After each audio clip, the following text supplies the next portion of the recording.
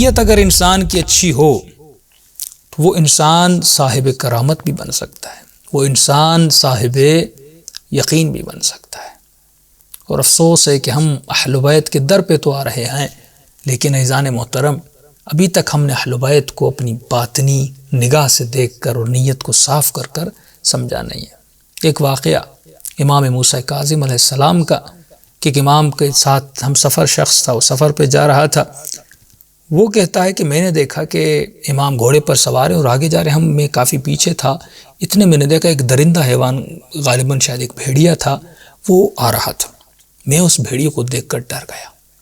ڈرنے کے بعد میں وہاں سے دور ہوا اور میں کسی چٹان کے پیچھے جا کر چھپ گیا تاکہ یہ بھیڑیا مجھ پر حملہ نہ کر سکے۔ اب میں دور سے دیکھ رہا تھا کہ یہ بھیڑیا امام کے ساتھ کیا کرتا ہے، موسیٰ بن جعفر کے ساتھ کیا کرتا ہے۔ کہ اتنے میں نے دیکھا کہ یہ بھیڑیا امام کی سواری کے قریب گیا اور اس نے اپنے دونوں ہاتھ امام کے گھوڑے کی زین کے قریب لائے اور اس نے سر کو جھکایا۔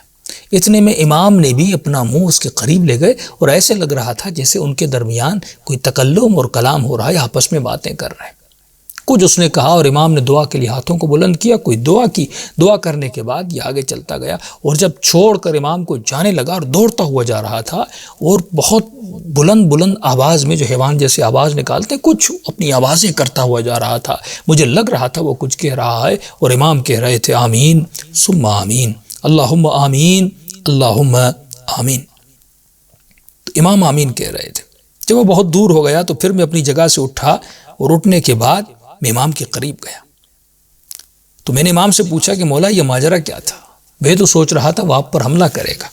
امام فرماتے ہیں کہ یہ حیوان میرے قریب آیا، اس کی جو مادہ ہے یا اس کی جو بیوی ہے، اس کو مسئلہ تھا، وہ کہنے آیا تھا کہ میری بیوی کو بچہ پیدا ہو رہا ہے اور وہ قریب یہ غار میں ہے اور اس کو بچہ پیدا ہونے میں بہت تکلیف ہو رہی ہے۔